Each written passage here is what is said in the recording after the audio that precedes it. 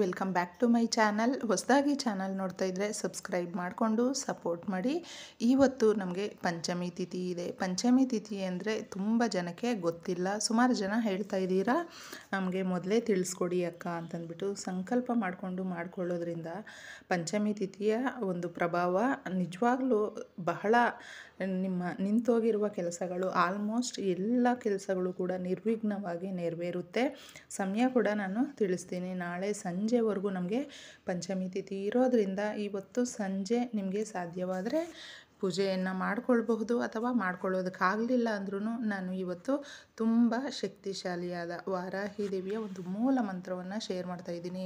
ಸುಮಾರು ಜನಕ್ಕೆ ಸ್ನೇಹಿತರೆ, ಎಷ್ಟೋ ಜನಕ್ಕೆ ನಂಬಿಕೆಯಿಂದ ಮಾಡ್ಕೊಂಡಿರೋದ್ರಿಂದ ಆಸ್ತಿ ವಿವಾದಗಳು, ಕೋರ್ಟು ಕಚೇರಿಗಳ ಒಂದು ಮೆಟ್ಟಿಲು ಹತ್ತಿತ್ತು. ತುಂಬ ವರ್ಷಾನುಗಟ್ಟಲೆ ನಾವು ಓಡಾಡಿಬಿಟ್ಟಿದ್ವಿ. ಅದಕ್ಕೆ ಬೇಕಾದಷ್ಟು ಖರ್ಚು ಮಾಡಿಬಿಟ್ಟು ಸುಮ್ಮನೆ ನಮಗೆ ಇನ್ನು ನಿರಾಸೆ ಆಗಿಬಿಟ್ಟಿತ್ತು ಅಕ್ಕ. ಹಾಗೂ ಕೂಡ ನಾವು ನಂಬಿಕೆಯಿಂದ ತಾಯಿಯನ್ನು ಕೇಳಿಕೊಂಡಾಗ ನಮಗೆ ಒಂದು 10-12 ವರ್ಷ ಆದಮೇಲೆ ಈಗ ಕೇಸು ನಮ್ಮ ಕಡೆ ಆಯಿತು, ಪ್ರಾಪರ್ಟಿ ನಮಗೆ ಬಂದಿದೆ, ತುಂಬ ಖುಷಿ ಆಗ್ತಾಯಿದೆ ಅಂತಂದ್ಬಿಟ್ಟು ಎಷ್ಟೋ ಜನ ಹೇಳ್ತಾ ಇದ್ದಾರೆ. ಅದೇ ಥರ ಸುಮಾರು ಜನ ಮನೆ ಕಟ್ಟಿ ನಾವು ಬಾಡಿಗೆಗಳಿಗೆ ಕೊಡಬೇಕು, ಆ ಬಾಡಿಗೆಯಿಂದ ನಮ್ಮ ಜೀವನ ನಡೀಬೇಕು ಅಂತ ಆಸೆ ಪಟ್ಕೊಂಡು ಮನೆಯನ್ನು ಕಟ್ಟಿರ್ತೀರ. ಬಾಡಿಗೆ ಬರೋದಿಲ್ಲ ಅಂದರೆ ಬಾಡಿಗೆಗೆ ಯಾರೂ ಸರಿಯಾಗಿ ಬಂದಿರೋದಿಲ್ಲ. ಆವಾಗಲೂ ಕೂಡ ನೀವು ಈ ರೀತಿ ಮಾಡ್ಕೊಳ್ಬಹುದು ಸ್ನೇಹಿತರೆ. ಯಾಕಂದರೆ ವಾರಾಹಿ ದೇವಿ ಬಂದು ಭೂಮಿಗೆ ಸಂಬಂಧಪಟ್ಟಂತೆ ಹಾಗೂ ಈ ಹಣಕಾಸಿನ ವಿಚಾರಗಳಿಗೆ ಏನು ತೊಂದರೆಗಳಲ್ಲಿ ನಾವು ಸಿಕ್ಕಾಕೊಂಡಿರ್ತೀವಿ ನೋಡಿ, ಅವುಗಳಿಗೆಲ್ಲನೂ ನಿಜವಾಗ್ಲೂ ಆ ತಾಯಿ ರಿಸಲ್ಟನ್ನು ಕೊಡ್ತಾಳೆ. ಒಂದು ನಂಬಿಕೆಯಿಂದ ಮಾಡ್ಕೊಳ್ಬೇಕು. ನಮ್ಮ ಮನೆಯಲ್ಲಿ ಫೋಟೋ ವಿಗ್ರಹ ಇಲ್ಲ ಅಕ್ಕ, ಯಾವ ಥರ ಮಾಡ್ಕೊಳ್ಬೇಕು ಅಂತಲೂ ಸುಮಾರು ಜನ ಹೇಳ್ತಾ ಇದ್ದೀರಾ. ಅದೇ ಥರ ವಾರಾಹಿ ದೇವಿಯ ಫೋಟೋ ಇಟ್ಕೊಳ್ಬೋದಾ ಅಂತ ಕೂಡ ಕೇಳ್ತಾ ಇದ್ದೀರಾ. ನಿಜವಾಗ್ಲೂ ಈ ಥರ ಡೌಟ್ ಏನು ಬರೋದು ಬೇಡ, ಭಯ ಪಡುವ ಅವಶ್ಯಕತೆ ಇಲ್ಲ. ಯಾಕಂದರೆ ವಾರಾಹಿ ದೇವಿ ಸಪ್ತ ಅಷ್ಟಮಾತೃಕೆಯರಲ್ಲಿ ತಾಯಿಯ ಸ್ಥಾನ 5ನೇಯದ್ದು. ಅಂದರೆ ನೀವು ಹಳ್ಳಿಗಳಲ್ಲೆಲ್ಲ ನೋಡಿದರೆ ಗ್ರಾಮ ದೇವತೆಗಳು ಅಂತ ಏನು ಹೇಳ್ತೀವಿ ನೋಡಿ, ಗ್ರಾಮ ದೇವತೆಗಳಲ್ಲಿ ಈ ತಾಯಿ ಕೂಡ ಒಬ್ಬರಾಗಿರೋದ್ರಿಂದ ಆ ತಾಯಿಯ ಫೋಟೋ ವಿಗ್ರಹ ಇದ್ದರೆ ಏನು ಅಂದರೆ ಕೆಟ್ಟದ್ದಂತೂ ಆಗೋದಿಲ್ಲ, ತುಂಬ ಒಳ್ಳೆಯದಾಗುತ್ತೆ, ಮನೆಯಲ್ಲಿ ಚೆನ್ನಾಗಿರ್ತೀರ. ಇದನ್ನು ನೀವು ಅಕಸ್ಮಾತ್ ನಿಮ್ಮ ಮನೆಯಲ್ಲಿ ಹಿರಿಯರು ಯಾರಾದ್ರೂ ಫೋಟೋ ಬೇಡ ನಮ್ಮ ಮನೆಯಲ್ಲಿ ಅಂತ ಏನಾದರೂ ಹೇಳಿದ್ರೆ ನೀವು ಆ ಥರ ಇಡೋದಕ್ಕೆ ಹೋಗಬೇಡಿ. ಯಾಕಂದರೆ ನಿಮ್ಮ ಹಿರಿಯರು ಯಾವ ಥರ ಫಾಲೋ ಮಾಡ್ಕೊಂಡು ಬಂದಿರ್ತಾರೋ ಆ ಥರನೇ ನೀವು ಫಾಲೋ ಮಾಡೋದು ಬಹಳ ಮುಖ್ಯವಾಗಿರುತ್ತೆ. ಈ ದಿನ ಫೋಟೋ ವಿಗ್ರಹ ಇಲ್ಲ ಅಂದ್ರೂ ಸಪ್ರೇಟಾಗಿ ಯಥಾವತ್ತಾಗಿ ನೀವು ಮನೆಯಲ್ಲಿ ದಿನನಿತ್ಯದ ದೀಪಾರಾಧನೆ ಮಾಡ್ತೀರಲ್ವ, ಆ ಥರ ಮಾಡ್ಕೊಳ್ಳೋದಕ್ಕೆ ಹೋಗಬೇಡಿ. ಅದು ಯಥಾವತ್ತಾಗಿ ಮಾಡ್ಕೊಳ್ಳಿ. ಅದರ ಜೊತೆ ನೀವು ಸಂಕಲ್ಪ ಅಂತ ಏನಾದರೂ ಮಾಡಿಕೊಂಡ್ರೆ, ಅಥವಾ ಅದೇ ಮನೆ ಒಂದು ಕಟ್ಟಿಸ್ಬೇಕು, ಪ್ರಾಪರ್ಟಿ ಬೇಕು, ಕೆಲಸ ಬೇಕು, ನಮಗೆ ಒಂದು ಸಾಲ ಮಾಡ್ಕೊಂಡಿದ್ದೀವಿ, ಆ ಸಾಲ ತೀರಿಸ್ಬೇಕು, ಈ ರೀತಿ ಏನಾದರೂ ನಿಮ್ಮ ಕೋರಿಕೆಗಳು ಇರುತ್ತಲ್ವ, ಆ ಕೋರಿಕೆಗಳನ್ನ ನೆರವೇರಿಸ್ಕೊಳ್ಳೋದಕ್ಕೆ ಒಂದು ಸಂಕಲ್ಪ ಅಂತ ಮಾಡ್ಕೊಳ್ಳೋದಾದರೆ ಸಂಕಲ್ಪದ ದೀಪ ಅಂತ ಸಪ್ರೇಟಾಗಿ ನೀವು ಇಡಬೇಕಾಗುತ್ತೆ.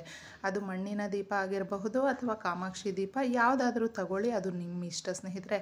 ಮಣ್ಣಿನ ದೀಪ ಅನ್ನೋದು ಬಹಳ ಶ್ರೇಷ್ಠವಾಗಿರುತ್ತೆ. ತಗೊಂಡು 5 ಬತ್ತಿಗಳನ್ನು ಮಾಡಬೇಕು. ಅಂದರೆ ಪಂಚಮಿ ಎಂದು 5 ಥರದ ಬತ್ತಿಗಳು, 5 ಒಂದು ನೈವೇದ್ಯ, 5 ಥರದ ಹೂಗಳು, ಈ ಥರ ನೀವು ಇಡೋದು ಬಹಳ ಒಳ್ಳೆಯದಾಗುತ್ತೆ. ಇದೆಲ್ಲ ನಾವು ಏನು ಮಾಡ್ಕೊಳ್ಳೋದಕ್ಕಾಗಲ್ಲ ಅನ್ನೋರು ಕೂಡ ನಾನು ಒಂದು ಮಂತ್ರನ ಶೇರ್ ಮಾಡಿದ್ದೀನಿ, ಅದನ್ನು ಹೇಳ್ಕೊಂಡ್ರೆ ಸಾಕಾಗುತ್ತೆ.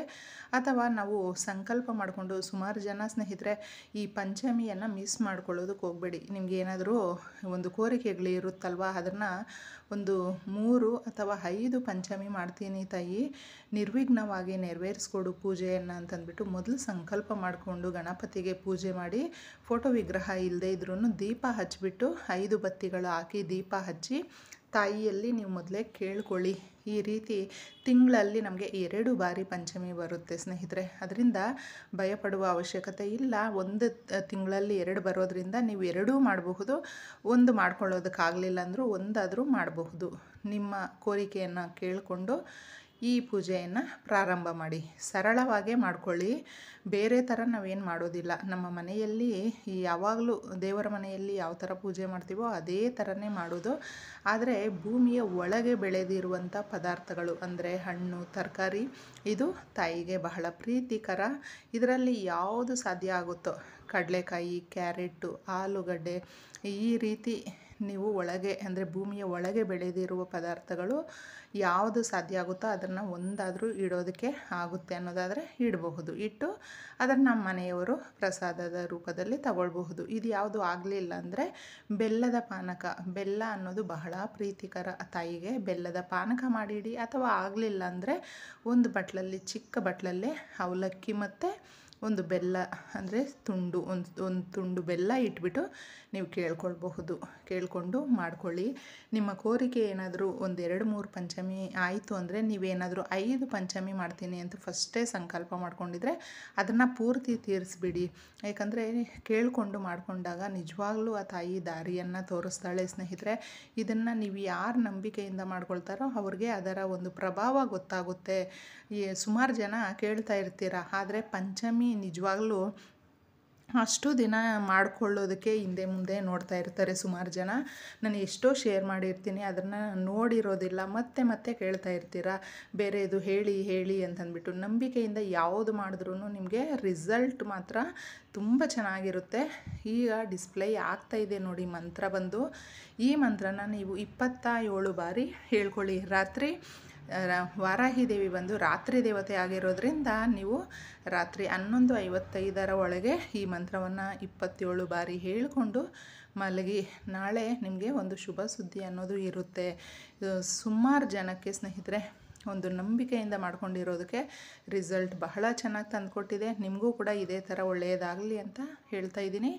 ಈ ವಿಡಿಯೋ ನಿಮಗೆ ಏನಾದರೂ ಇಷ್ಟ ಆಗಿದ್ದರೆ ತಪ್ಪದೆ ನಮ್ಮ ಚಾನಲ್ಗೆ ಸಬ್ಸ್ಕ್ರೈಬ್ ಮಾಡ್ಕೊಳ್ಳಿ. ಎಲ್ರಿಗೂ ಧನ್ಯವಾದಗಳು.